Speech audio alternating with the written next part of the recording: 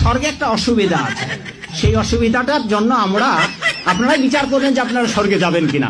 স্বর্গে, সঞ্জয় বাবু, স্বর্গে একটা অসুবিধা আছে, সেটা হচ্ছে কি, যে যেই পরিমাণ আপনার ক্ষুধা লাগবে স্বর্গের দেবতারা এই পরিমাণ আপনাকে খেতে দেবে না। ওখানে সুন্দর সুন্দর পাকা ফল আছে, কিন্তু গাছের ডাল থেকে ছুটে আপনি খেতে পারবেন না।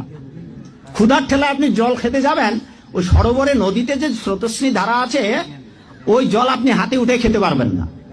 তো ওখানে যারা স্থায়ী দেবতা আছে, ওরা যা খাইতে দেবে আপনার তাই খেতে হবে, ফলে স্বর্গ শান্তি নেই। জান্নাতের সবচেয়ে বড় বিষয়টা কি? আল্লাহ পাককে আমরা এই চোখ দিয়ে দেখতে পারবো ইনশাআল্লাহ। জান্নাত মানে কি? যা ইচ্ছা তাই করতে পারবেন। জান্নাত মানে কি? আপনি চাচ্ছেন, আল্লাহ আমি এখন একটা খামর চাই, শরাব আপনার সামনে হাজির, চিন্তা করার সাথে সাথে। জান্নাত মানে কি? আল্লাহ আমি আপনাকে দেখতে চাই, আল্লাহকে আপনি দেখতে পারবেন। জান্নাত মানে কি?